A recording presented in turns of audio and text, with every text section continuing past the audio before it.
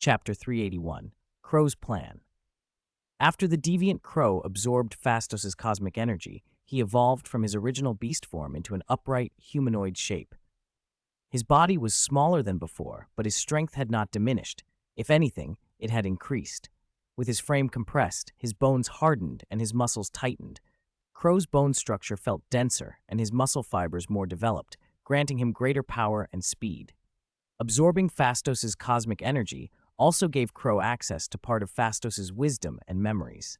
Phastos' recollections were vast and profound, too much for Crow to inherit fully, but he did gain many crucial truths, including the origins of both the Eternals and the Deviants. Crow was stunned to learn that, like the Deviants, the Eternals were creations of the Celestials. He also discovered that the Eternals had been hunting Deviants across the cosmos. The realization filled Crow with rage. He vowed revenge, starting with the Eternals on Earth. But Crow did not rush into battle. From what he could sense, most of the Eternals on Earth had gathered together, and Crow understood that he alone was not yet a match for them. He made a calculated decision: consolidate power first. Crow began seeking out other deviants who'd been freed from ice or other restraints by that same strange force. He recruited them, steadily expanding his influence. Crow also found, through Phastos' memory, that he could inject cosmic energy into other deviants to strengthen and transform them. The few deviants who had hunted Phastos alongside him became his test subjects. One died in a failed experiment, but the other three were successfully upgraded and made even more dangerous. Crow sent those enhanced deviants on an important mission: reconnaissance. Those were the same deviants who later attacked the Druid village in the Amazon. Using fragments of Phastos' memories, Crow fashioned small cameras and installed them on his scouts. The devices fed live images back to him. That they worked in the signal-dead Amazon could be chalked up to Phastos' advanced tinkering, or, as Crow put it, an Eternal's "if I think it can work, it will" kind of technology. Whatever the explanation, the cameras let Crow witness the skirmish with the Eternals in real time. Crow watched as the three scouts were eliminated. He saw the Eternals battle and then Icarus' sudden arrival. The feed later cut and tore when Noah and Icarus fought, making that segment unclear. Icarus' power gave Crow a chill of dread, but the conversation afterward suggested Icarus and the powerful Eternal weren't on the same side. That stronger Eternal would not return to Earth, and Crow felt a measure of relief. At least he wouldn't have to face that particular threat in the near future. Crow could not find any match in Phastos' memories for the figure who'd driven the powerful Eternal away. A human? He wondered. Phastos' memories implied humans could not wield such force, so the mystery only made Crow more cautious. When he moved against the Eternals, he would first check whether that human still sided with them, ensuring his plans wouldn't be jeopardized. He wasn't overly worried about the cameras being discovered. From Phastos' memories, he knew that among the Eternals present, only the one Crow had killed was a scientist. Without that mind, the Eternals had no way to trace the devices back to him. Crow closed the feed and began planning in earnest.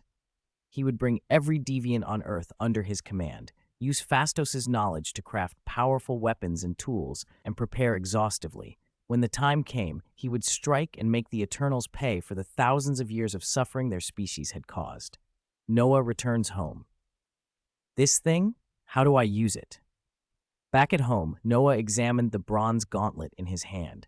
He slid it on and studied it closely. It looked like ordinary bronze, dark and aged, as if it had endured centuries. In truth, it was ancient, a device Phastos had created thousands of years ago. Noah remembered that when Ajak infused it with cosmic energy, it would glow, take on a golden sheen. Noah tried to activate the gauntlet with his own magic. Blue energy washed across its surface, but nothing happened. The magic clung to the outside. It couldn't penetrate the gauntlet to trigger it.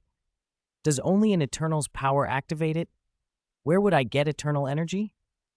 Noah set the gauntlet down and shook it.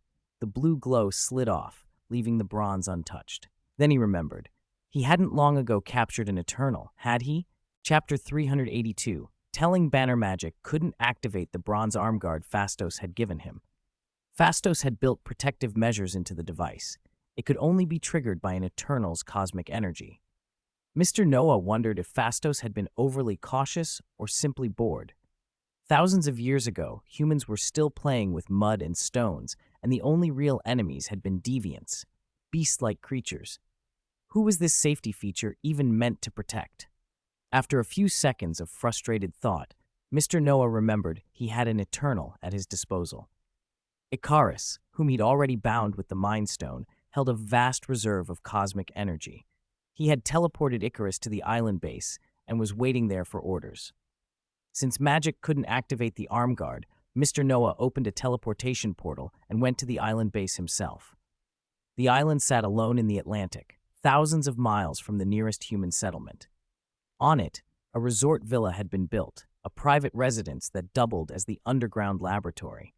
Banner lived there, rarely leaving except for one trip to S-Shield's sky carrier some time ago. During the alien invasion of New York, he had remained on the sky carrier, doing what Bruce Banner the human should do, and had not transformed into the Hulk to fight. Banner had agreed to that decision, but afterward a hollow regret sometimes surfaced, a feeling as if he'd missed his chance to join the fight. He knew the feeling wasn't entirely his, it was the Hulk's longing, filtered through him. It was new to be able to sense the Hulk's thoughts, and though he'd tried not to hate that monstrous side, encouraged by Betty and Mr. Noah, years of difficult living left the old resentment intact. Still, being able to feel the Hulk was a small step forward. Banner had just arrived at the lab to begin his day when a teleportation portal opened inside the room. He expected Mr. Noah. Usually only Noah teleported himself to the island, but a stranger stepped through. The sudden intrusion startled Banner. The Hulk's blood stirred in response. Thanks to the emotional training he'd been doing, Banner calmed himself quickly, and the green tint in his skin faded. Still, he remained on high alert. The portal snapped shut behind the newcomer. No Mr. Noah. Banner kept his distance and watched the man carefully. "Who are you?" he asked. "I'm Icarus, Mr. Noah's subordinate," the man answered, expressionless. Then, like a machine, he said nothing else, walked to a chair, and sat down. Since Mr. Noah had taken control of Icarus with the Mind Stone, the Eternal wasn't the same as before. Noah had dampened his emotions. He didn't need the old Icarus's personality, only a soldier. From Mr. Noah's perspective, Icarus was an instrument, and instruments deserved no pity. Banner watched the silent figure for a long moment and felt his guard lower. He still stayed vigilant, but less frightened. This Icarus looked almost human. If he attacked, Banner thought, he could always transform into the Hulk. Of course, the Hulk probably couldn't outmatch this version of Icarus. Aurelion had strengthened the Eternal. His power was many times over his original strength. Another portal opened soon after. This time, under the eyes of Banner and Icarus, Mr. Noah stepped through. Relief washed over Banner. "Noah, you're finally here." He moved to meet him. "What happened?" Mr. Noah asked, noticing Banner's tense expression. "You dropped a stranger in front of me and scared me half to death." "Don't do that, Noah. If you scare the Hulk out, it'll be dangerous." Banner glared at Icarus, then shifted his look to Noah. "It's fine. Don't worry about him, Mr. Raw," Noah said. Icarus rose from his seat at Noah's arrival and stood quietly to the side, awaiting orders. "Noah, why does your subordinate look like a robot?" Banner asked, puzzled by the Eternal's rigid posture and blank expression. He had a strange sense about him and couldn't help asking. "Robot? Calling him a robot isn't entirely wrong." Mr. Noah considered for a moment. Icarus could, in a sense, be treated like a machine. In the films, Aurelion had shown Circe their clones. Before cosmic energy was infused, their bodies were assembled from parts. Banner's confusion deepened into astonishment as Noah explained who the Eternals were and how they'd been on Earth for millennia. As Noah spoke of the Celestials and what lay in the Earth's core, Banner's face changed again. "What? The Earth is going to be destroyed again?" he said, the words sharp with disbelief and a rising panic he could no longer fully hide. Chapter 383, Discuss the God Group Eternal?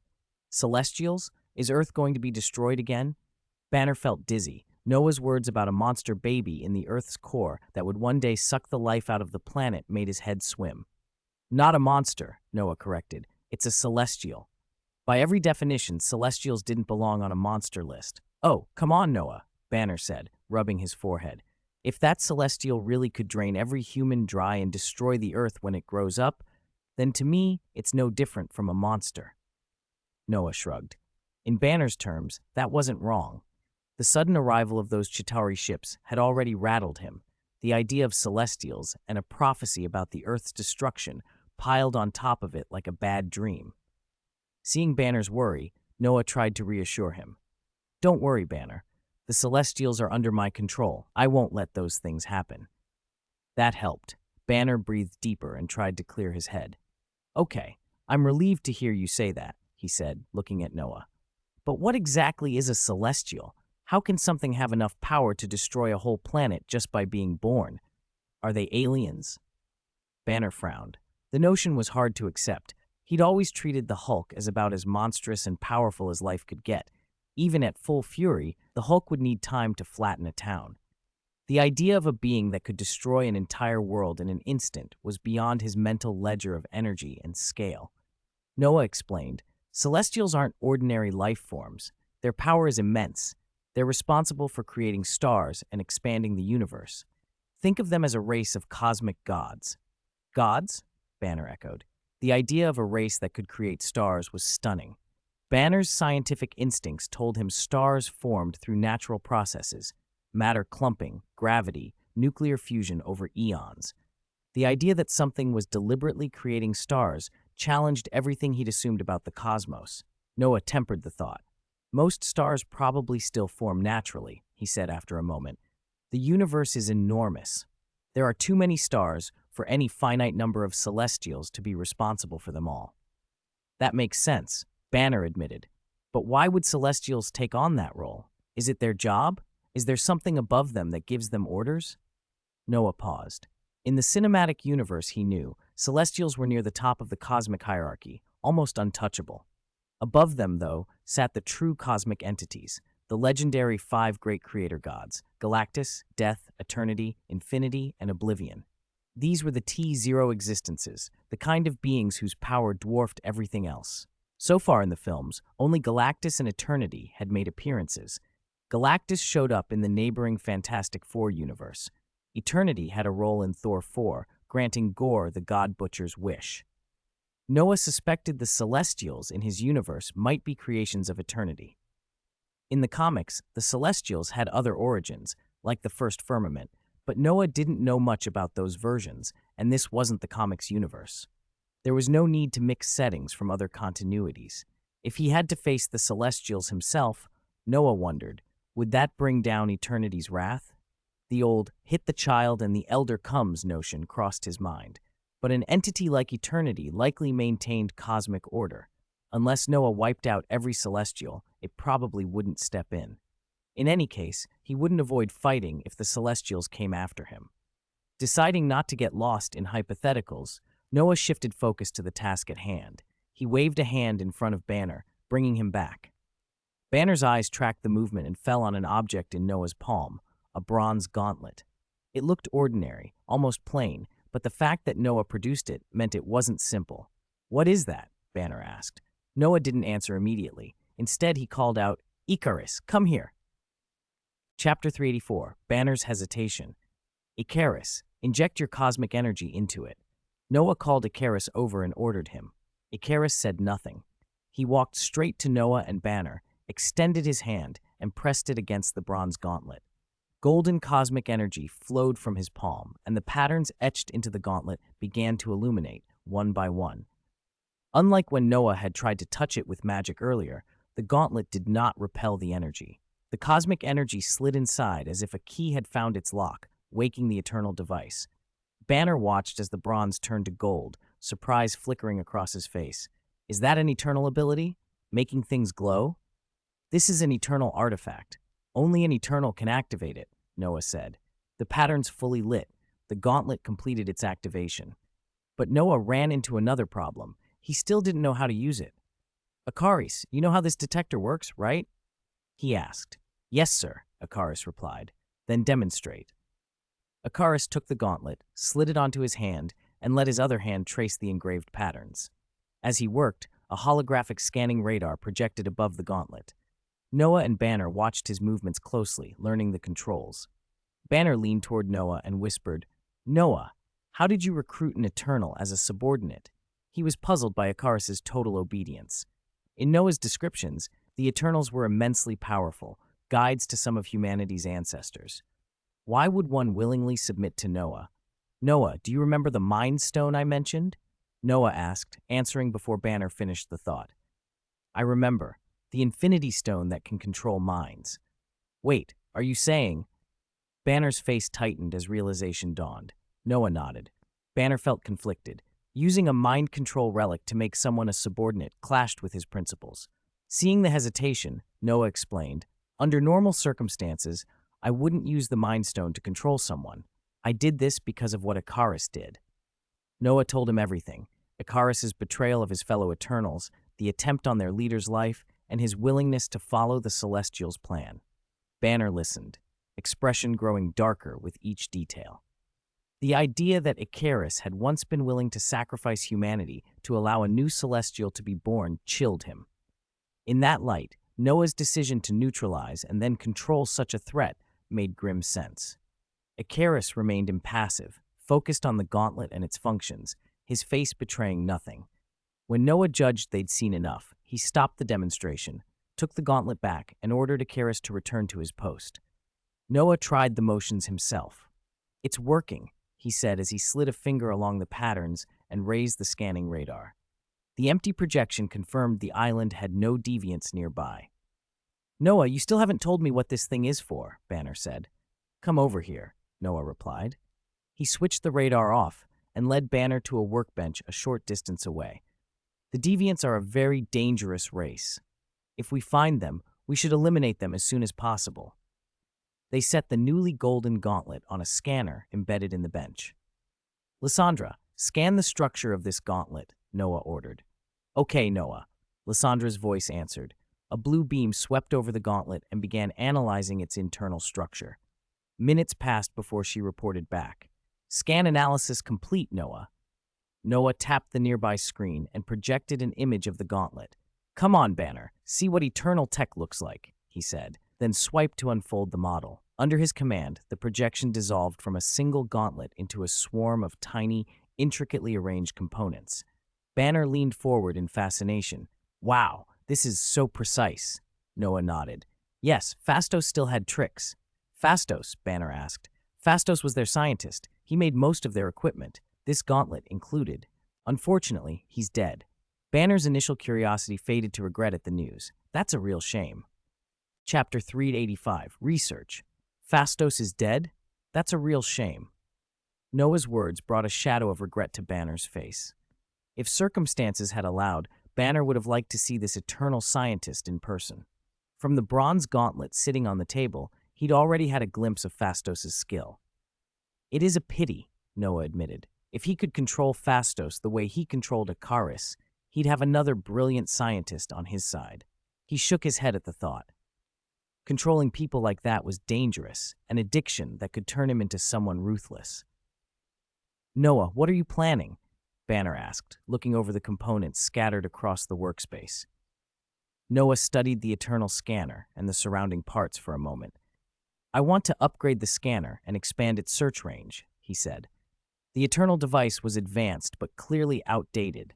He remembered Phastos' words from centuries ago when the Eternals split up. Once the last deviants shown on the scanner were eliminated, their mission would be complete. Back then, Phastos' scanner had displayed a miniature Earth, peppered with small red dots representing deviants, few in number. Clear those last hiding spots, and the deviants on Earth would be gone.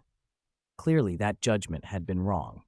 The revitalized deviants springing up all over the planet proved it, and Phastos' mistake had cost him his life. Noah wondered why Phastos' scanner had missed so many deviants.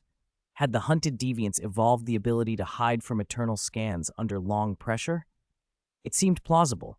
Creatures adapt to environments over time, and deviants were built for far stronger evolutionary changes. But some deviants still couldn't evade detection when close enough, as they had in the Amazon. Noah, to update the target data, we need at least one sample of the target, Banner said after a moment.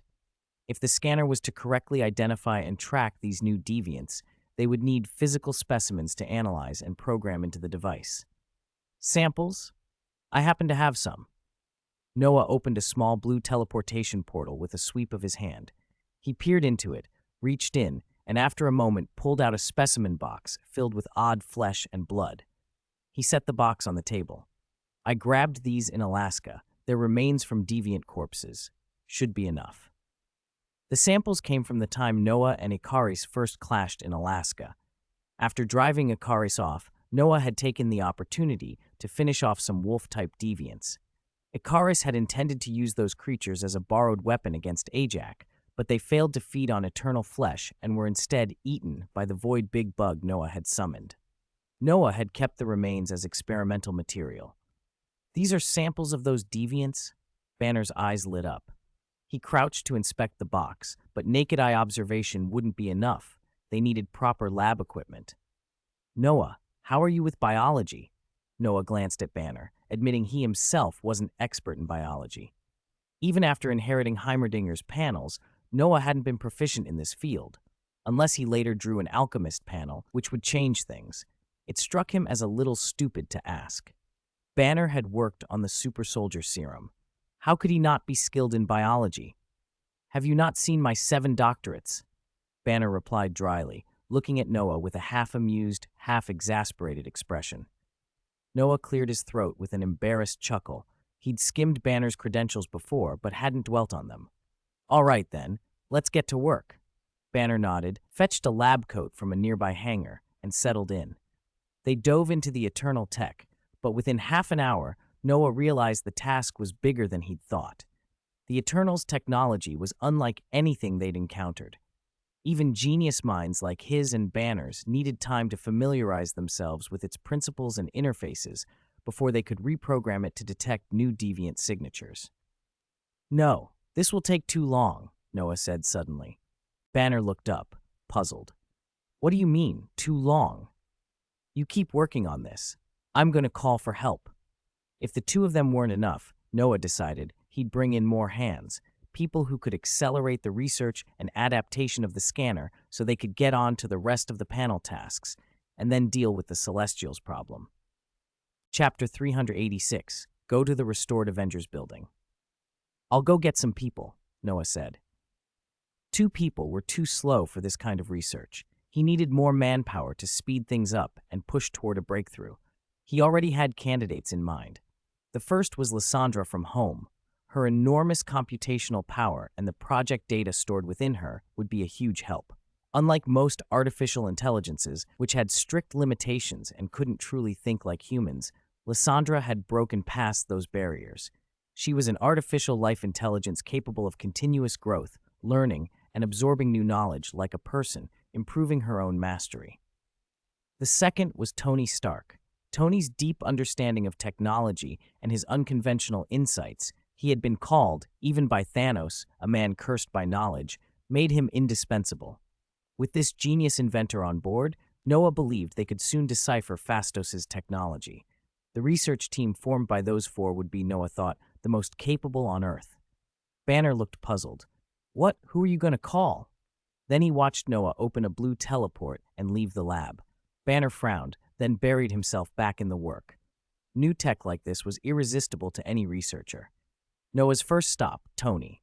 Noah's teleport opened on the helipad atop Stark Tower. He stepped out into the early evening, the New York skyline glowing gold under the sinking sun. Rays pierced the clouds and scattered across the city. Stark Tower, one of the city's iconic buildings, shimmered as its glass curtain wall reflected the sunset like polished mirrors. The tower had been badly damaged in the last alien invasion. If not for its strong structure, it might not have survived. Tony had already completed repairs, and the sign on the top floor wall had been replaced with the Avengers logo. Through the glass, Noah could see Tony Stark sitting inside, a tablet in one hand and a wine glass in the other, eyes fixed on the display. From Tony's expression, it wasn't ordinary information. He was about to take a sip when Jarvis's voice interrupted him. "Sir, there's a guest on the balcony," the AI announced.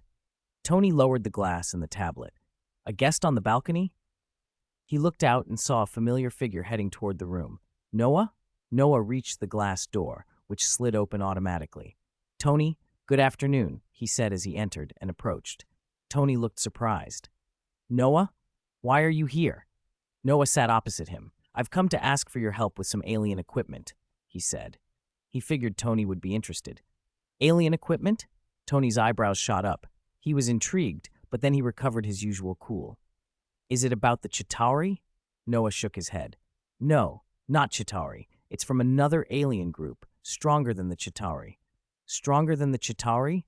Now that definitely piques my interest." Tony had already been researching Chitauri tech for days.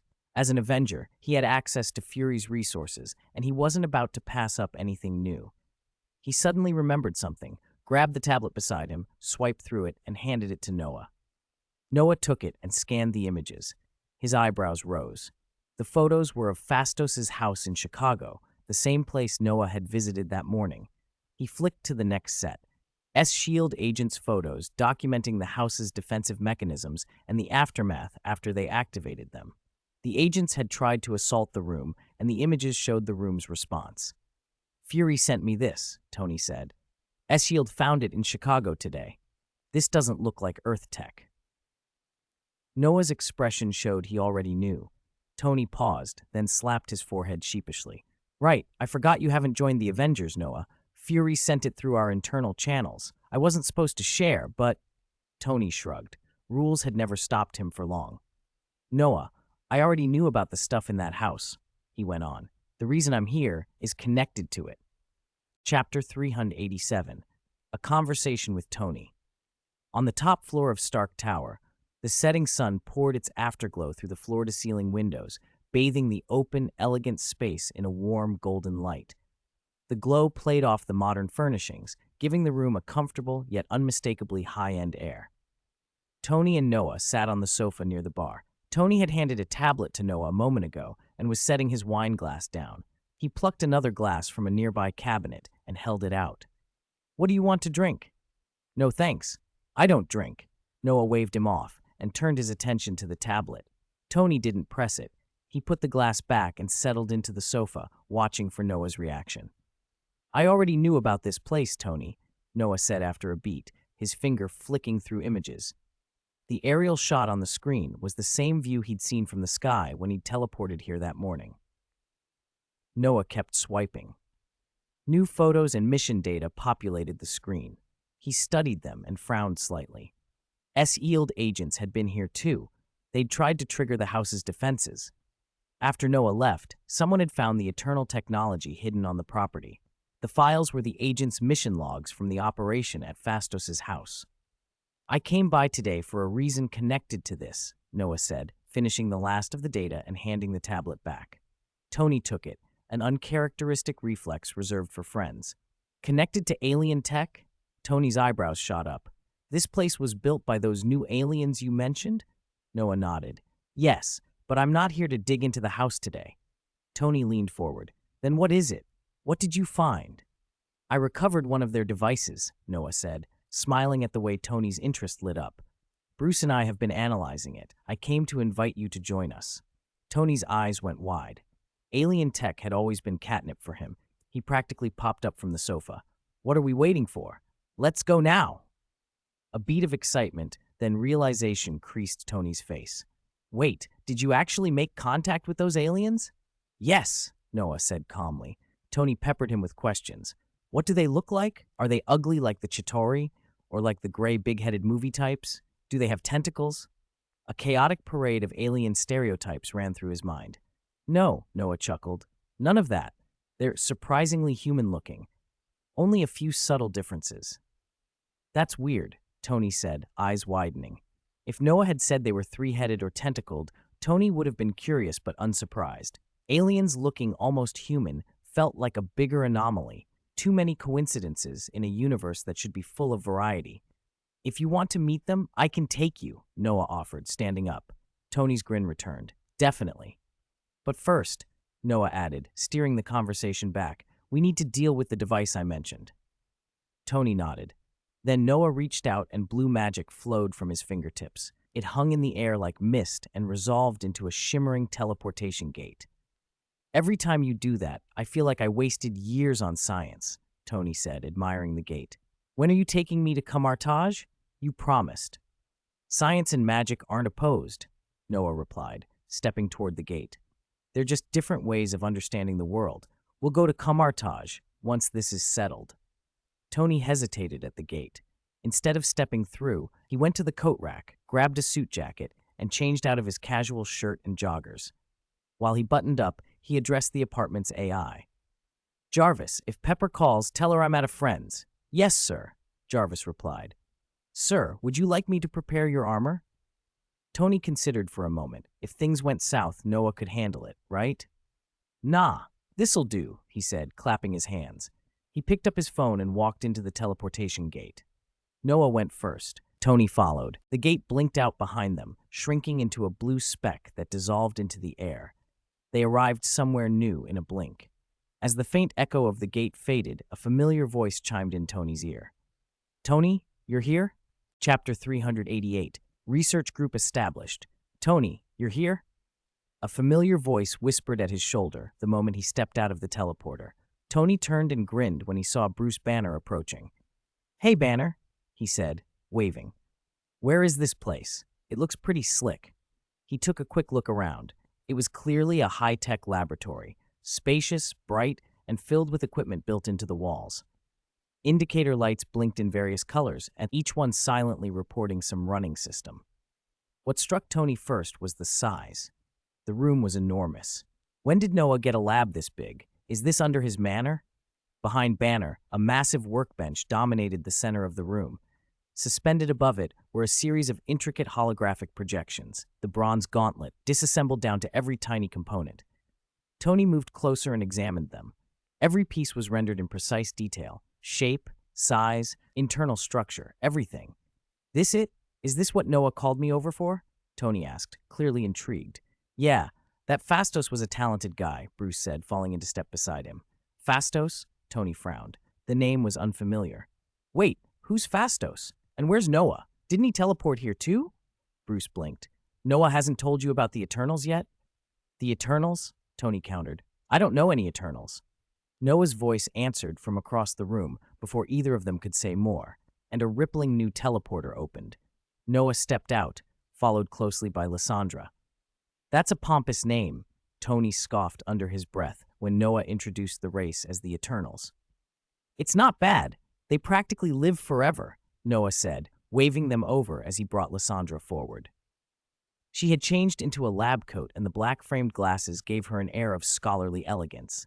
Noah hadn't appeared immediately because, midway through the teleport, he used the space stone to divert to a seaside manor to pick her up. Lysandra could have teleported herself. Noah had given her the Kamartaj spellbooks he'd used while learning, but she was happy to be collected and delivered in style. So they have eternal lifespans? Tony's eyes lit up. Banner, who had only heard Noah mention the Eternals in passing before, looked surprised as well. Mr. Stark, Dr. Banner, Lysandra greeted, nodding politely as she approached. Lysandra, Tony replied. Noah, spill everything about the Eternals. Noah led them to the workbench. With a casual gesture, he dismissed the bronze gauntlet projection and laid his hand on the table. Magic flowed from his palm into the surface. The lab's projection systems, built to interface with the Hextech technology from Noah's designs, synced with his power. It was far easier to let the devices render his visions than to conjure everything himself. He ran through the Eternals' story, their arrival on Earth in ancient times, their influence on early human societies, and their presence through to the present day. The projection showed Fastos instructing local craftsmen and sharing technologies that accelerated development. Tony's eyebrows climbed with every scene. They were here that long? Tony exclaimed. Some of those timelines are before people like, well, way before anyone I'd want to meet existed. Bruce, watching the historical reconstructions, added, I didn't realize their connection to human history ran so deep. And are they all still alive, from thousands of years ago to now? Tony asked, stroking an unlit beard. No, Bruce replied. Fastos is dead. Oh, right. Tony remembered then the name Bruce had muttered about earlier. The projection had helped him place who Fastos had been. Noah dispersed the images and turned to the pair. That's why I asked you here. I want the four of us to work together. to study eternal technology. After that, I've got other important things to attend to." Tony and Bruce exchanged looks. The lab hummed around them, the bronze gauntlet's components still lingering in memory. Research, mysteries, and a new alien race with near immortality. It was exactly the kind of problem they loved. Chapter 389, Tony and Banner's Views on the Celestials. "Noah, are the Celestials you mentioned really as big as the Earth?" Tony asked. He was in Noah's underground lab on the island, working with Noah, Lysandra, and Bruce Banner, poring over eternal technology. They'd been busy analyzing data and samples all day. During a rare break, Tony couldn't help but voice the question. Noah had just finished explaining the Eternals and had slipped in details about the Celestials, even that there was a celestial seed at Earth's core. Tony's eyes went wide. Bruce's expression had been the same when Noah first told him. Maybe it was an unspoken bond between top scientists. When you face something that overturns every conventional assumption, your first reaction isn't to panic, but to learn. From a scientific point of view, a planet-sized creature shouldn't exist. It violates everything they know. Still, Banner and Tony were not the sort to throw out science because of one impossible-sounding claim. Science advances by breaking old paradigms. Every major discovery forces a revision of accepted ideas. Both men saw this as a challenge and an opportunity to push the boundaries of understanding, so they peppered Noah with questions, desperate to get a clearer picture of these beings. "Yes," Noah said, continuing to record analysis on the wolf-type deviant tissue they'd retrieved earlier. "They can be larger than Earth. Size is basically meaningless to entities at their level. Their immediate task," he explained, "was to map the differences between the deviants they were seeing now and the ancient deviants recorded on the Eternal Scanner. If they could pinpoint why the species had diverged and update the scanner's database, the device might be able to detect deviants hiding across the globe. They'd already studied the gauntlet and couldn't find the global scan function Phastos had apparently used. Noah didn't know if the gauntlet simply lacked that capability or if Phastos had a unique way of invoking it. So after they finished the data update, the next critical step was reverse engineering the Eternal Scanner's algorithms and processing routines and building their own global scanner. It was a daunting task, something other research teams on Earth might struggle to even begin, but for this group of geniuses, it was within reach. Tony leaned back, letting the implications sink in. "Shit, if that celestial seed in Earth's core ever hatches, won't it tear the planet apart?" "That's what scares me," Bruce said. "They justify it as cosmic renewal, but they never even consult the people they're sacrificing." He shook his head. From a celestial perspective, humans could be as insignificant as ants. Sacrificing an entire biosphere to seed a new world might seem reasonable if you view planets in terms of potential life those future worlds could produce. To humans, though, it was an appalling injustice. Humanity had its cultures and histories. Why should they be wiped out for some unimaginably vast project? Noah watched them, understanding their anger. "I've told you before, if the Celestials come looking for trouble, I have a way to deal with them. Don't lose sleep over it." Tony snorted.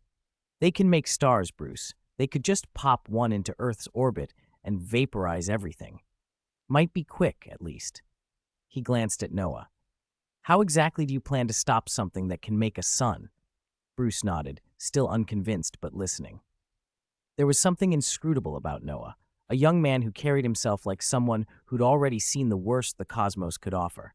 Maybe he could handle Celestials, maybe not. Either way, learning more was the only rational response. "No need to rush to cosmic doomsday scenarios," Noah said, cutting back to the workbench. "The immediate problem is the thing in Earth's core. Deal with that first, and we'll have a lot more options. Fail to stop it, and we might not get the chance to fight anyone else." They returned to their instruments. The work was difficult, but every discovery brought them one step closer to understanding both the deviants and the Celestials, and to building the tools they would need if either threatened humanity again. Chapter 390, Success. Noah finally stepped forward, cutting off the pair of uncle's endless questions and scolding them for not taking their work seriously. Faced with a direct rebuke from a 16-year-old, the two men, together nearly 60 years old, fell silent, awkwardly clearing their throats to break the uncomfortable pause. They collected themselves, put aside the joking, and returned their attention to the task. They all knew the priority was finishing the job, not chatting. Time slipped by like sifted sand. The sun's afterglow faded at the horizon, the sea darkened, and color leached out of the sky until night claimed the island. The resort lights came on automatically, their reflections winking against the water like terrestrial stars. Far from cities and industry on this isolated Atlantic island, the heavens were bright and clear, the Milky Way arched overhead like a pale river. Inside the resort, people moved like scattered points of light. Lysandra was in the kitchen, summoned by Noah to prepare dinner once the day's most intense work had passed. She worked calmly, commanding several sets of nano-robot arms to handle multiple tasks at once, a ballet of efficient motion. Below the island, in the vast underground base, Noah and the others sat in front of a massive screen, faces taut with concentration. After hours of intense work, the first phase of the research plan was finally complete. What remained was the critical testing stage. "It should be about ready. Let's run the test," Tony said, breaking the silence. He watched the screen and tapped his fingers against the keyboard, making the final adjustments. They had mapped the changes modern and ancient deviants produced and encoded those alterations into the scanner, an object shaped like a bronze arm guard. Tony had initially wondered why the Eternal Craftsman had made the device in that particular form, but he'd shrugged it off as alien aesthetics. "What are we testing it on? There aren't any deviants around, right?" Banner asked. "No nearby deviants," Noah replied. "Let's use their flesh and blood. The scanner should be able to scan it." He brought over the lump they'd just been analyzing. Tony peered at the sample with a grimace. When they'd been buried in work earlier, no one had paid much attention to the specimen's smell, but now, exposed to the air and possibly imperfect storage, it gave off a fishy odor. It didn't look rotted, just unnervingly off. The detail puzzled them, but it didn't matter. This was what they had to work with. "It should be fine," Noah said after a moment's thought. It wasn't any different from deviant tissue in principle. It simply lacked life. Bringing it to life, he thought, would be straightforward. Under Banner and Tony's curious, confused gazes, Noah lifted a hand and pointed at the petri dish. A small purple sigil bloomed at his fingertip, and a streak of violet light shot out, striking the lump of tissue. Banner and Tony stared, bewildered. Noah attacking a piece of meat seemed absurd, then watched as the sample reacted. The motionless mass began to twitch as if something inside had stirred. Pulsations ran through it, and the flesh reformed, twisting and folding until, grotesque and uncanny, a fish-shaped body emerged. Its texture and contortions made both men flinch. The creature was a horror of stitched flesh, an anatomically coherent fish but somehow wrong, an image that made their shoulders tighten with discomfort. Noah had used Lulu's whimsy to sculpt the material into a fish form. Because the specimen had no life to begin with, the transformation conferred shape but not sentience. Noah then simulated a simple nervous system to provide rudimentary motion. The result was almost laughably primitive. The flesh fish began to wriggle and propel itself in the dish with stiff, mechanical strokes. "Jesus, what is that?" Tony said, disgust plain in his voice. "Perfect for the test," Noah replied. He dispelled the purple energy and switched on a soft blue light. The fish vanished from the petri dish and reappeared several hundred meters away in the Atlantic, outside the base. In the ocean, the creature wagged a tail like any fish, though its movements were rigid and contrived. It swam, yes, but without the fluid grace of living animals, an uncanny simulacrum gliding through real water. Noah signaled Icarus, who had been waiting at the edge of the lab as instructed, and asked him to channel cosmic energy into the bronze arm guard. Tony's eyes widened at the sight of the Eternan warrior in a sleek combat suit, golden energy bathing the arm guard. Neither Noah nor Banner had mentioned Icarus before. Tony's surprise was obvious. "Banner, explain him to Tony," Noah said, handing the moment over and turning his attention back to the device. He traced the old patterns on the arm guard and activated the scanner. A small red dot blinked on its surface. Banner and Tony leaned in.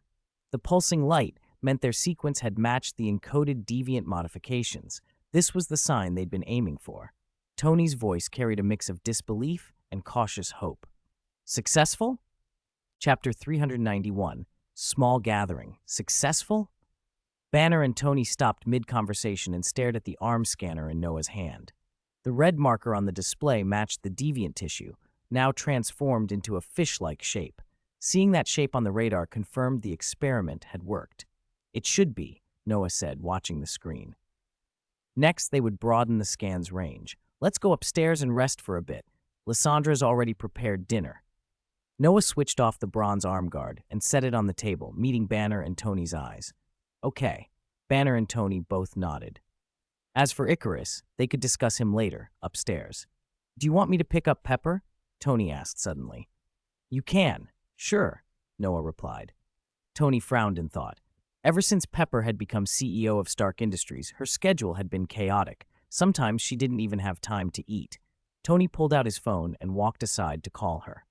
Even though they were on an island in the middle of the Atlantic with no local cell towers, Noah had installed a relay station that intercepted and forwarded satellite signals. Communication worked much like a satellite phone. Banner had used it to call his girlfriend Betty on the mainland. Hello, Tony. What is it? Pepper's voice came through, a little surprised to get a call from him. Pepper, it's me. I'm with Noah. He needed help today. Have you eaten? We're about to eat, and you're welcome to join us. Tony gave her the details and invited her over. There was a pause, then Pepper said, That sounds great. Tell me the address, and I'll be right over. Tony hesitated. He didn't actually know the exact address. He'd been focused on the eternal tech since he arrived. Noah, where exactly is this? He asked, then changed his mind. Never mind. Can you just send a portal for her? It'd be faster. Ask her where she is, Noah said. It was the only practical option. Pepper couldn't just drive out to the middle of the ocean. Okay. Tony grinned and put Pepper back on the line. Pepper, where are you now? Top floor of Stark Tower, last I checked. We've been staying here lately, she replied, still using the old name out of habit. There was a sudden startled shout from Pepper's end. OMG, what is that? Tony heard. Pepper, it's just Noah's portal. Walk through it, Tony soothed. Tony, are you sure? She asked, voice trembling as a blue, circular shimmer opened in front of her. I'm sure. Tony could hear her breathing settle and then asked, Have you gone in yet? Noah pointed upward where he had opened the portal. Tony nodded, watching his phone. On the other end, Pepper said, I'm in. Where am I? Oh, Miss Lysandra? Miss Gwen? You're here too? The portal had deposited her on the upper floor of the island manor. Pepper stepped out blinking. Teleportation was still unnerving. But she relaxed when she recognized friendly faces. Lysandra and Gwen were there. The two women had become friends at earlier gatherings, and it made sense they'd be here. Noah and Lysandra had planned to spend the night at the island resort, so Gwen had been brought along earlier through the same portals. Tony greeted her and then ended the call. Let's go up, Noah said, motioning toward the elevator. Banner and Tony followed him. The elevator took them to a space that felt more like a resort than a lab, warm lighting, plush furnishings, and wide windows. From inside it was cozy, but beyond the windows the night swallowed most details. A dark tree line suggested a forest, and farther out an inky blur hinted at the horizon. Then Tony heard it, the steady crash of waves. Ocean? He asked. Noah smiled. Island, yes? Tony walked to the window and peered into the darkness. Between the tree line and the sound of surf, the place finally made sense. They were in the middle of the ocean, on an island retreat Noah had added above the lab. Chapter 392, Dinner is Over. Satellite? Is this an island? Tony asked, pausing as the distant rush of waves reached them. He could almost smell the sea. No, Noah corrected with a grin. Yes, it's an island in the Atlantic. He confirmed Tony's thought. No way, you actually bought an island and built a base on it? That's a brilliant idea. Why didn't I think of that? Tony said, impressed and a little envious. Don't get any ideas, Noah shot back. Only Banner lives here permanently. Noah glanced around, trying to place where the kitchen and dining room were. He didn't live here normally and wasn't familiar with the layout, but the scent of cooking led him straight to the dining area. Banner had intended to show them the way, but when Noah already knew the direction, he fell into step behind the others. Tony nudged Banner with his elbow as they walked. Banner, I can't believe you're living like royalty. This place is amazing. Banner gave a rueful smile. I'd rather live on the mainland, honestly. But America's been hunting me, so I stay offshore. It's safer out here. Noah overheard that and felt a twinge of guilt. He'd promised Banner that if Banner joined him, he'd help with General Ross's problem. It had slipped his mind, but this reminder brought it back sharply. He hadn't had the right leverage earlier. Threatening or removing Ross would have caused complications. But now, he had the Mind Stone. He could directly alter Ross's thoughts, make him give up on hunting Hulk and Banner. Noah resolved to find time after they returned to handle Ross properly. They reached the dining room, laughing, and found the three women already seated and chatting. Seeing them all together made Banner a little wistful. They had guests and fellowship, while he'd been alone for so long. Noah had asked if Banner wanted to call Betty over, but Banner shook his head. He didn't want to drag her into trouble, and the teleport portal remained closed. "Noah, over here!" Gwen waved him to the seat beside her. "Noah, both of you, sit," she added with a smile, indicating the seats. Noah nodded and sat with Tony and Banner taking the others. Soon everyone was settled and dinner began. It was an informal meal, more a friends gathering than a state banquet, relaxed and full of laughter. "Oh my gosh, Lysandra, you're an amazing cook. This is the best thing I've eaten. It beats anything from a 5-star hotel," Pepper gushed after tasting a dish. Lysandra just smiled modestly at the praise.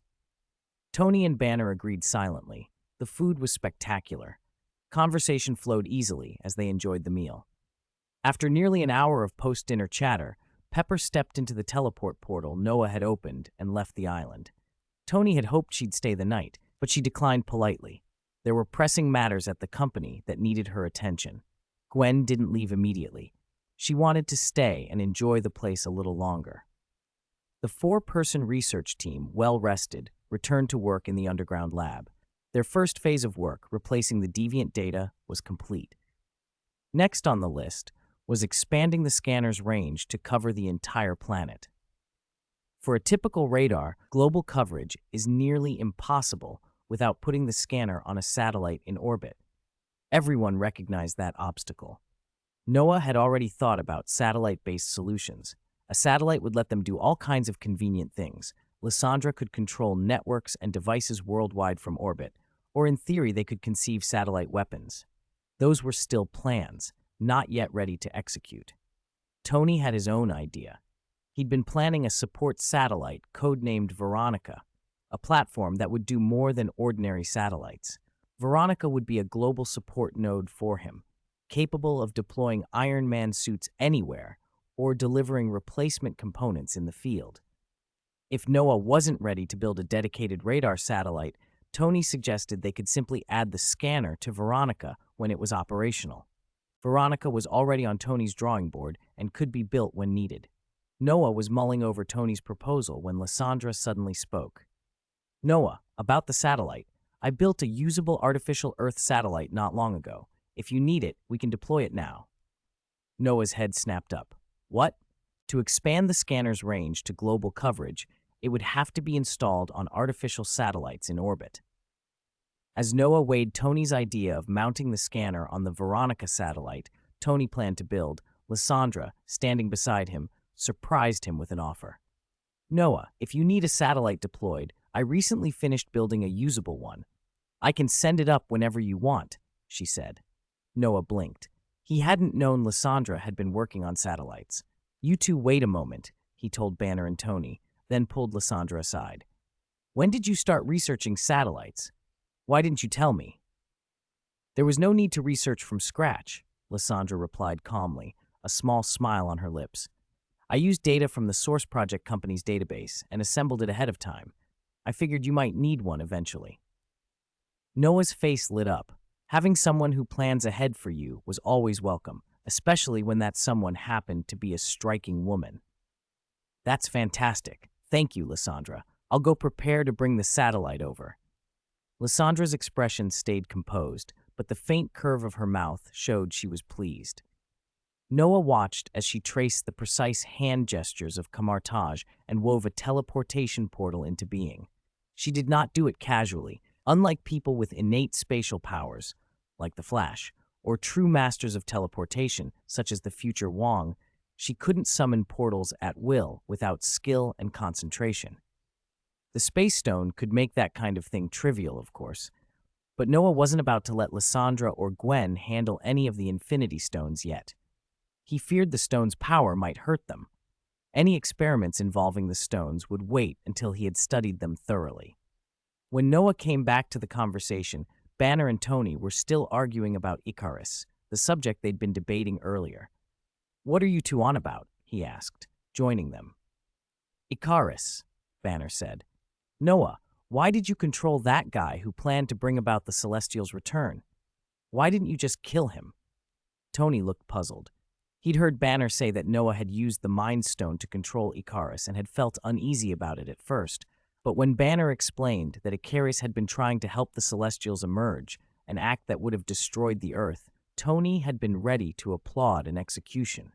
Controlling him instead of killing him piqued his curiosity. "Kill him?" Banner repeated, eyebrows raised. Noah smiled. "Because he's useful, both for studying the Eternals and for his own combat abilities." "Combat abilities? You mean his fighting skills? I still don't know what special powers these Eternals have. For example, that golden energy he released from his hand before dinner, was that one of their abilities?" Tony asked, miming the motion. "I'm curious too," Banner admitted. "If they're creations of godlike beings, they ought to be remarkable." "No, the Eternals were created by the Celestials to deal with the deviants," Noah said. "They're not ordinary. Each of them has a superpower. Icarus, roughly speaking, is like Superman. Superman? In other words, flight, eye beams, that sort of thing." "Flight? Heat vision? Laser eyes? Biu? Tony and Banner asked at once, both making comic gestures. "He can fly, yes, and he can fire rays from his eyes. They're not red, Tholden," Noah replied. Tony chuckled. "The Celestial who made Icarus must have been reading comics. DC could sue for copyright." Banner laughed. "Maybe they've been around so long it's DC that's committing the copyright infringement." "You two seem pretty interested in meeting the Eternals," Noah said, watching their expressions. "Next time I go see them, I'll take you along." "Great, I want to meet them. I admire anyone who stands up to their creators," Tony said, clapping. "If it's possible, I'd like to go too," Banner added after a moment's hesitation. He'd hesitated because going out could attract trouble, but his curiosity won out.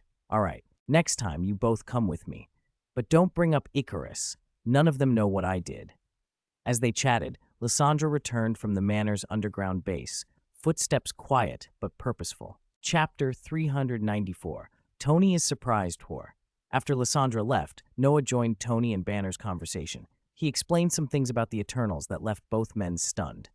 The Eternals looked no different from humans, yet they possessed incredible powers.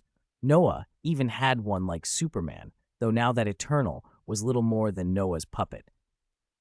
Noah added that there wasn't just a Superman among them. There was something like a Flash as well. Tony and Banner grew more curious by the minute. While they talked, Lysandra returned with the artificial satellite she'd pulled from the Manor's underground laboratory. She hadn't opened a teleportation portal in front of Noah. She came out through the other lab door. Even though Noah had his back to that door and was talking with Banner and Tony, he was the first to notice her arrival. After she opened the door, Noah turned, and Banner and Tony looked too. As the automatic steel door cycled, Tony caught a brief flash of yellow, but before he could make it out, the door shut again. "Lysandra, you're back. How did it go?" Noah asked as he went up to her. "I brought the satellite, but this area is a bit cramped. I took it to the ship bay," she replied, nodding. The ship bay, as the name implied, was where the Universe-class ship Morning Star was kept. When Noah had modified the Morning Star earlier, he brought it to the island base. The underground portion of the island was vast. When Noah built it, he had intentionally made an enormous workshop, thinking he might need to manufacture things on a grand scale. Hextech tyrannosaurs, Decepticon mechs, that sort of thing. Since those projects hadn't been commissioned yet, the workshop had temporarily become the ship bay. "Is that so? Let's go take a look and talk about where to put the scanner," Noah said, nodding toward the large steel door behind him. He turned and called Banner and Tony over. "Your satellite's here?" Tony asked, curiosity piqued. He wanted to examine it. Maybe he'd get ideas for his own support satellite project. Yeah, come on, Noah gestured, and they followed him toward the giant door. Whoa, Banner, why is this door so big? What's inside? Tony asked, staring at the enormous hatch. He'd been focused on eternal tech in the lab and hadn't noticed the scale of the rest of the base. If the lab was huge, what required an even bigger door? You'll see in a moment, Banner said with a smile. He almost said the ship's name but caught himself. Tony didn't know it yet, and Banner liked leaving him in suspense. Banner, are you teasing me? Think I'm going to be surprised? You underestimate me, after everything I've seen. A beat later, Tony's voice was cut off by an expletive. What the f? He hadn't meant to sound so loud, but when the steel door opened and revealed what lay beyond, Tony was speechless. The hatch slid up to disclose a single massive object, a ship of majestic lines, smooth and elegant, every inch a spectacle. The morning star filled the bay, and Tony's jaw dropped. Banner, watching Tony's reaction, nodded in satisfaction.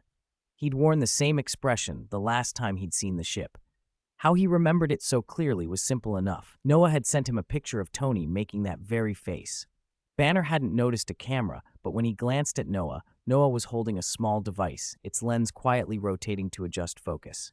Noah caught Banner looking, and Banner silently mouthed, "Send me a copy." Noah nodded. "What the hell? Is this really a universe ship?" Tony said, forcing himself to compose his excitement. The sudden appearance of such a colossal vessel was a lot to take in. "Yes, Morning Star, that's her name," Noah said, holstering the camera and looking at the ship like it was old and dear to him. Compared to when Noah had first summoned her, the Morning Star's once scratched hull had been fully refurbished. Now it gleamed like polished metal. "It's beautiful, Noah. Where did you get this? From those aliens, the Eternals, or did you build it?" Tony circled the ship, inspecting it with the professional curiosity of an engineer and the envy of someone who loved big toys. Noah considered for a moment. "I didn't build it myself. I got it from somewhere else. Not from the Eternals, and not from the Chitauri either." Tony whistled, then resumed circling the Morning Star, more openly awed. "What an incredible piece of work. I can't believe you've been keeping something like this under wraps." He stopped and looked back at Noah, his voice threaded with admiration and a touch of envy. Chapter 395, Satellite. "What an astonishing creation," Tony said, staring at the Morning Star before him. He had once toyed with the idea of building a ship that could travel between the stars. Venturing into the vast, boundless universe was a dream many harbored, but making a true interstellar ship was all but impossible with Earth's current technology. Even if he could build Iron Man suits capable of spaceflight, they were not spaceships. Energy was the primary problem. Tony's suits ran on the arc reactor, but the reactor's output wasn't infinite. A suit would eventually run out of power if it tried to traverse the cosmos. Propulsion was another hurdle. Without a far more powerful drive, how long would it take to escape the solar system using existing tech? And once you left the solar system, what then? Forget the Milky Way's hundreds of thousands of light years. Even leaving a single spiral arm, like the Orion arm, was an unattainable goal with current means. So for many reasons, the Tony of now could not build a spacecraft to roam the universe. Of course, with enough time and the right resources, it wasn't strictly impossible. If he could study something like the Space Stone, he might, like those Kree scientists, develop a light-speed engine. Looking at the Morning Star, he felt a twinge of envy. He was too proud to let it show, though.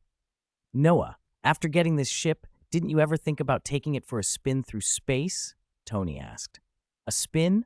I have," Noah replied, glancing over the refurbished hull. "But there's still a lot to do on Earth. Otherwise, I would have used it to explore already." In truth, Noah had wanted to travel after acquiring the Morning Star. Beyond searching for the power and soul stones, he'd wanted to meet the Guardians of the Galaxy. The Guardians films had been his favorite in his previous life. Exploring the universe, that is a good idea, Tony admitted. At first, he'd considered going with Noah, but he thought better of it. Noah had no ties holding him to Earth. His parents were dead, and he had few relatives or friends in America, aside from two mysterious women, Lysandra and Gwen. If Noah chose to leave, he could do so without many qualms. Tony was different. He had Pepper and other people he cared about. Leaving would mean considering their feelings. He also had Stark Industries, his legacy and life's work, on Earth. He couldn't simply abandon it. So for now, he contented himself with envy. Clap, clap! Noah clapped, pulling Tony from his reverie. All right, Tony, our mission isn't the Morning Star today. If you want to tour it, I'll let you look it over later. Okay, Tony said, spreading his hands. He did want to examine the ship's interior. Maybe he could steal some inspiration and build his own someday. If the right opportunity came, he wouldn't pass it up. They finally reached the main target of the visit. The satellite Lysandra had retrieved from the Manor's underground base. It sat before them, compact, about 10 meters long, medium-sized by Earth standards. Compared to familiar satellites, its appearance was striking. The shell was mirror-smooth and almost flawless. Its lines were fluid and elegant, devoid of ornamentation, yet the whole thing felt simple and high-end. It looks a bit odd, Banner said, frowning as he studied it. This wasn't the utilitarian look of the satellites he knew. Its surface looked like a polished piece of art, not the practical, angular craft he expected. And Banner couldn't see any solar panels, the big winged arrays that were every satellite's primary power source. Nanotechnology, Banner, Noah answered. Anything Lysandra designed bore the mark of nanotech. In the project world, technology was extremely advanced, and their satellite tech was cutting edge. With nanomachines, a satellite could take on any desired shape. The panels could be assembled by nanomachines on demand. Noah stepped closer and pointed out a triangular orange emblem, the Source Project Company logo. The color's a bit plain, Noah remarked, looking at the silver-white finish. We can change the color, Noah. What would you like? Lysandra asked, coming up beside him. Oh, let's change it to this. Let's change it to this color, Lysandra. Noah described the color scheme he had in mind. Lysandra listened, nodded, a light flickered in her eyes, and the artificial satellite before them began to shift. Its silver body darkened. The base color went to black, and orange markings traced across its hull. Feels familiar, doesn't it? Tony stood beside Banner and watched the satellite's makeover. That's the color scheme from Noah's Swift Wind Swordsman armor, isn't it? Banner glanced at the colors and could picture Noah in that armor. Oh, right. That's it. Very nice. My Veronica will use the Iron Man colors from now on, he added with a grin. Tony's remark jogged his memory. Noah's suggestion had given him an idea. Lysandra looked at the satellite, black with orange accents and a few red highlights, and turned to Noah. Noah, it's done, she said. Noah nodded in satisfaction, then paused as another thought occurred to him. Has this satellite been named? No, Lysandra replied. If you want to, you can name it now. Noah, what do you want to call it? Tony prodded, already amused by the naming ritual. Noah stared at the satellite for a moment. I propose Iron Man. Tony immediately butted in, voice playful. How about Hulk? Never mind. Banner, a little embarrassed, chimed in out of reflex. Why did his mind go straight to Hulk? He still didn't like the association. He cleared his throat as Noah waved both of them off. This isn't red and gold or green, Noah said. It's neither Iron Man nor Hulk's. Let's call it Wind. He smiled. The color scheme was based on his project armor, Project Wind, so the name fit. No problem, Noah, Lysandra said, and recorded Wind into the satellite's database. All right, then we can get to work, Noah said. They had a satellite. Now they needed to extend the scanner's range and integrate the scanner into the satellite. They left the flight area and returned to the laboratory where they had examined the Eternal Scanner. The new scanners they were building modeled the Eternal Armguard's internal structure, practical and efficient. To boost the scanner's power, they needed higher performance components, better processors, and, most of all, stronger algorithms. The satellite Lysandra had already prepared contained top-tier processing hardware. The team's task was to develop the more powerful algorithms. Late into the night, the four of them worked. Each of the scientists was a heavyweight in his field. Banner and Tony were obvious. Noah brought a Heimerdinger-like intellect, and Lysandra, as an AI life form, had computational abilities ordinary people lacked. Gwen, who had been on the island earlier, returned after practicing at Camartage and contributed what she could before leaving again via teleportation. A few hours later, they were back at Wind. They had finished optimizing the scanner design. improving signal processing, and tweaking scanning parameters. The only thing left was to upload their results into Wind's systems. There was no physical scanner beside them, no radar dish to mount. The prototype scanner they had built sat back in the lab. Noah had explained this before. They only needed to upload the scanner's blueprint. Wind's nanofabrication systems could construct the scanner internally. All they had to do was feed in the improved algorithms. Lysandra handled the upload, and when she signaled completion, only one final step remained, sending the satellite into orbit. "Noah, how are you going to launch this?" Banner asked. "We don't have a launch pad on the island. Satellites normally go up on rockets. How are we getting Wind into orbit?" Tony's eyebrows rose as he imagined the usual deployment sequence: rocket, ascent, satellite separation. There was no pad, no rocket, not even a carrier. Would they hitch it to Ikaris, the eternal Superman, or would Noah carry it himself? He could fly, after all. "Noah's got to teleport," Tony said aloud. "Can't he just teleport the satellite into space?" Noah grinned. "Did you forget I can teleport? I can open a portal straight to space."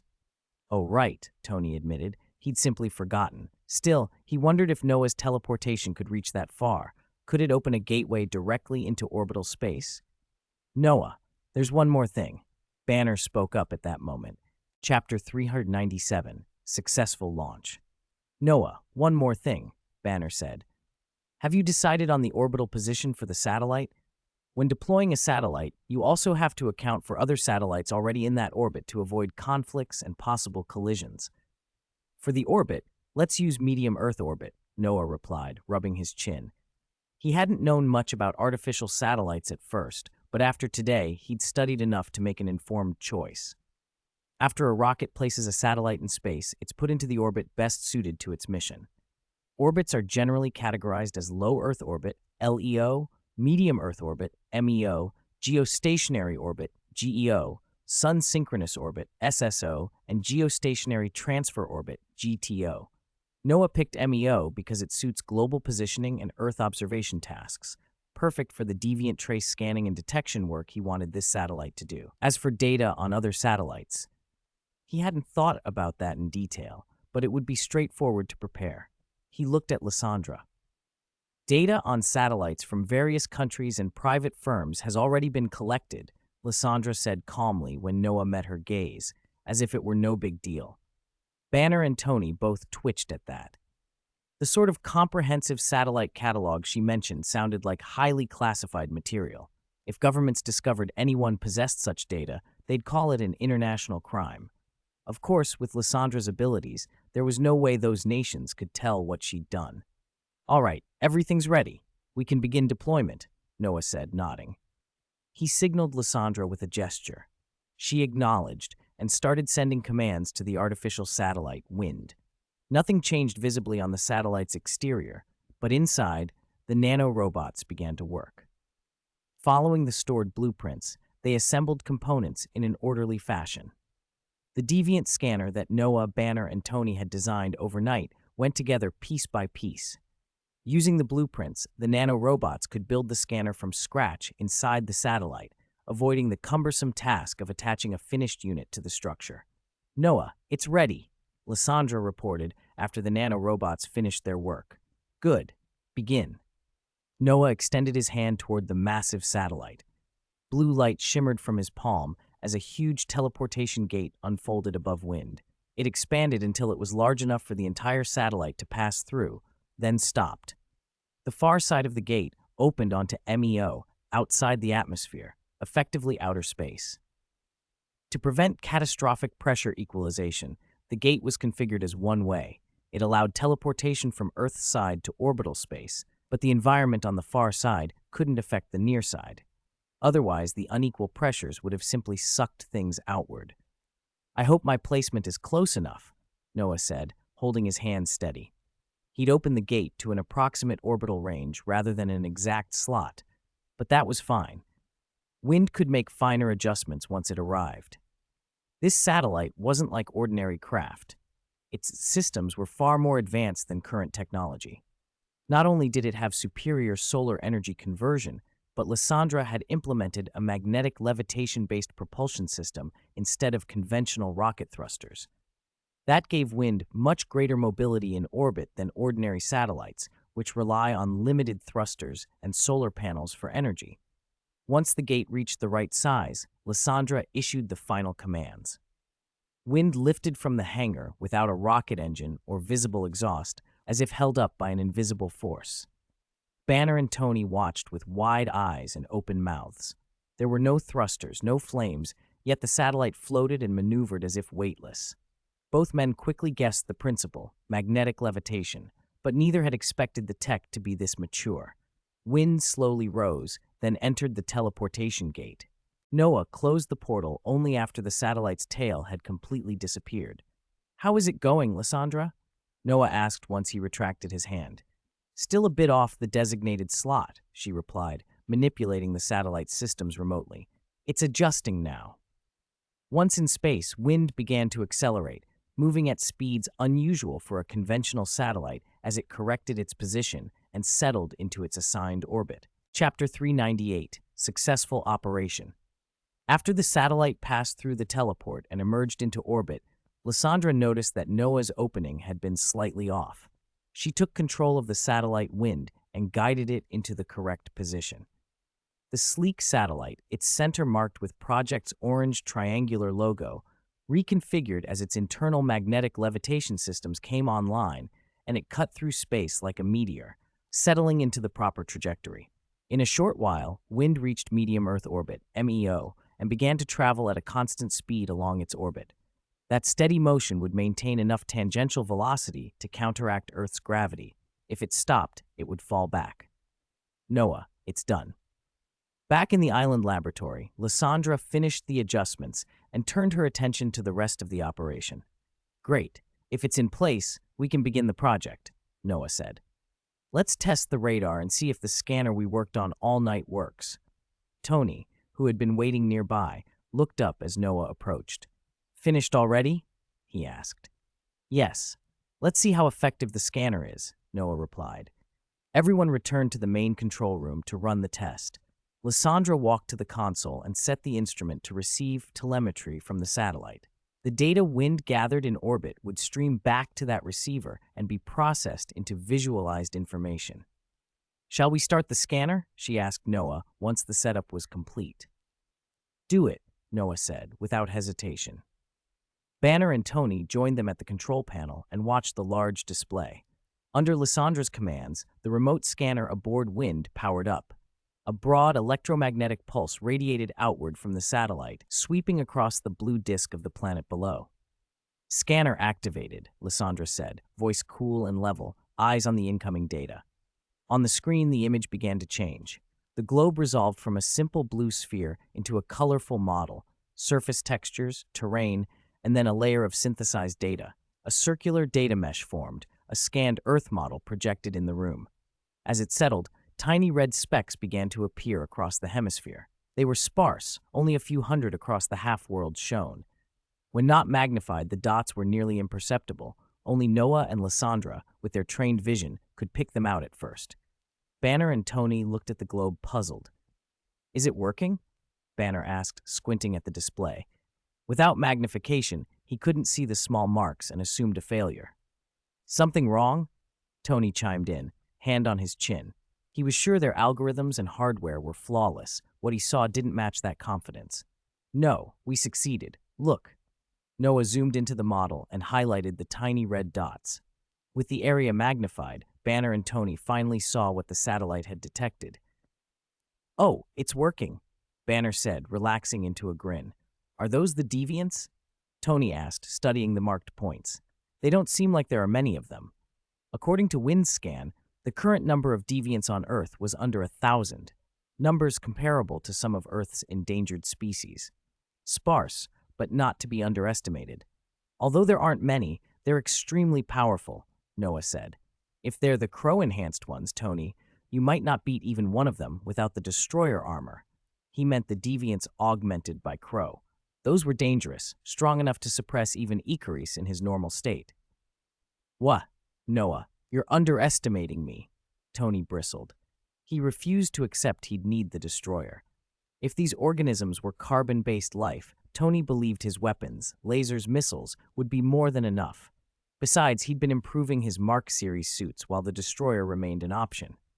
Fine. When we're ready to move on them, call me. I'll bring Stark tech, Tony said. All right, I'll take you along, Noah replied with a smile. Noah turned his attention back to the model, studying the red dots. The deviants were scattered. Throughout history, they'd hidden in remote corners to avoid detection by the Eternal. Some were entombed beneath 10,000-year ice, others cloaked in secluded terrains. Their dispersion made them tedious to clear, but with orbital coverage from wind, they would have fewer places to hide. One thing still bothered Noah. Would Crow, the deviant leader, appear differently on the radar? As the most exceptional deviant, would he register as a larger or distinct marker? Noah scrolled and searched around the model, but found no standout blip. The red dots were all similar in size. The scanner hadn't been configured to single out an individual signature. It looks like those red dots are moving in the same direction, Banner said suddenly, drawing everyone's attention. Chapter 399, Junction. Why do I feel like all these red dots are moving in one direction? Banner asked suddenly, staring at the holographic Earth model. He had been watching the projection for a while, thinking about the abnormal deviant leader Noah had mentioned. His observations snapped everyone to attention. They turned to him, waiting for him to explain. Banner, what did you find? Tony prompted. Noah also leaned in, eyes fixed on the red blips. Banner's gaze tracked the dots. It's just a hunch. Let me test it. He moved to the console, placed his hands on the keyboard, and began issuing commands to analyze the trajectories. Noah and the others watched the globe's projection in silence. Let me see where they're heading, Banner muttered. He zoomed in, and the dense scatter of red became clearer, every highlighted dot now visible. As his script ran, a set of projected routes formed, extending from each dot. The instrument's algorithm was simulating likely paths based on brief, nearly linear movements. Over short time frames, the deviant's tracks were almost straight, so the program could extrapolate probable directions. Look, Banner's right. They're all heading the same way, Tony said, pointing at the lines. The routes seemed to converge. As the simulation continued, the lines braided together and focused on a single point. The team leaned forward. This convergence point, what is it? Banner frowned. Is this collective behavior instinctual, or is something controlling them? Tony stroked his chin. Or maybe there's a controller, like a queen, some individual telling the deviants where to go. No, that would imply intelligence, Banner said cautiously. But Noah said these deviants aren't intelligent like Eternals or humans. Noah looked at them. They weren't, at least not at first, but things have changed in the last few days. He told them what had happened to Phastos, how the Eternal scientist had died, and how his energy had been drained. Noah hadn't gone into all the details before, but the core fact mattered now. Maybe this convergence point is the leader's territory, Tony said after listening. Maybe whatever drained Phastos gained some kind of intelligence and is trying to rally every deviant on Earth. I can't say if it plans a counterattack, Noah replied, but an awakening of intelligence seems likely. Banner traced the final convergence point on the model. It's here, Alaska.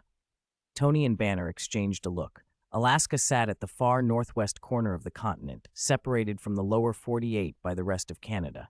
Tony made a dismissive noise. Of all places, their boss is back at home. Noah pulled up a live feed. He had his own satellite network now, Shadow, so he didn't need to hack anything.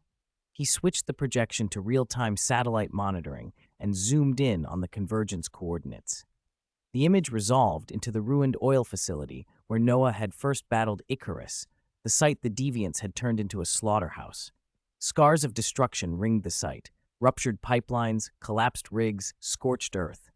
Noah recognized every blast mark and twisted girder.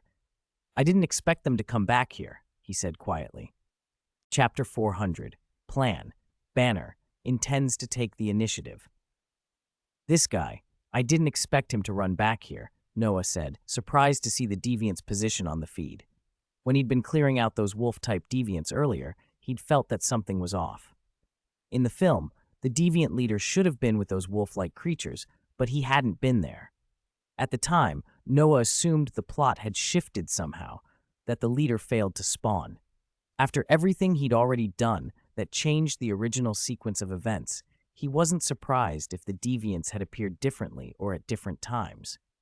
Now, looking back, Noah thought maybe the leader's spawn point hadn't changed at all.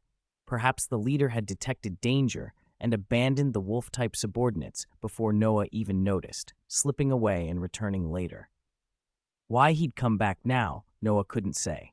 Maybe he thought the most dangerous place would be the safest. In any case, Noah wasn't clear about what the deviant was thinking after absorbing Phastos. In the original story, the deviant had absorbed Ajak and Gilgamesh, then behaved recklessly, charging at the Eternals alone and getting cut down by Tina. "What's up, Noah? Did you find something?" Banner and Tony had also turned to the real-time monitoring screen. On it was the oil field complex. "Is this where the deviants are meeting? Looks like some kind of oil excavation site," Tony said, looking at the image. The giant excavators were all idle. The whole plant looked dead. "This plant's empty. Did they kill everyone here?" Banner asked, concerned. "No, the people there were killed a long time ago. Last time I went through here, I took out a few deviants who'd escaped," Noah replied. "Those things are despicable." Tony frowned, his face hard. He wanted to go right then and finish them off. "So what's the plan, Noah?" Banner asked, his own expression grim but controlled. Noah stared at the red blips on the globe, thinking. The B-level mission on his panel, Deviant Remnants, required eliminating all the deviants. If they were all converging on one target, that worked to his advantage. Let them travel and gather, then strike when they were concentrated. It would be far more efficient. He told Tony and Banner his plan, framing it tactically rather than admitting he was motivated by a mission objective. If they keep moving toward the same place, it'll be easier to trap them and prevent them from scattering. "What if they put civilians at risk on the way?" Tony asked after a moment. Noah considered. The deviant leader's intelligent enough that he'd probably order his forces to keep a low profile to avoid drawing attention, he said. Then he added more cautiously, "But ordinary deviants aren't so disciplined. We could still see some casualties." "Here's what we can do," Noah proposed. "First, analyze their routes. See which ones take straight paths through populated areas and pick those off individually. That'll minimize collateral damage." Banner and Tony thought it over. "I like Noah's approach," Banner said. "If we target the deviants whose routes cross major cities first, we reduce the danger to civilians, and taking them after they gather is the best chance to wipe them out cleanly." Tony nodded. "All right, after you've got the analysis, I'll help take them down," he said. He knew the plan carried unavoidable risks, so he volunteered to join the cleanup personally to help limit the casualties. Tony then grinned and turned to Banner. "Hey, Banner, I've always heard there's a big guy inside you. I've never actually seen him. How about showing me this time?" Banner hesitated. It had been a long time since he'd transformed. The last time he changed was when he'd eliminated the leader who'd taken the form of one of Banner's friends. Since then, he'd avoided transforming whenever possible. Noah had seen Banner as more of a researcher than a fighter. He'd been kept off the front lines, doing lab work. Even during the Chitauri invasion in New York, Banner stayed on the Sky Carrier doing science with Dr. Sherrick instead of going into the fray. Fury had urged him to change and attack, but when Banner nearly transformed, Fury didn't push him further. Noah watched Banner's expression, part annoyance, part reluctance, expecting resistance. He was surprised when Banner finally spoke. Okay, I'll help this time," Banner said after a moment's struggle. "Consider it payback for those who've already died." Noah blinked in surprise. "Banner, don't you dislike transforming into the Hulk?" he asked.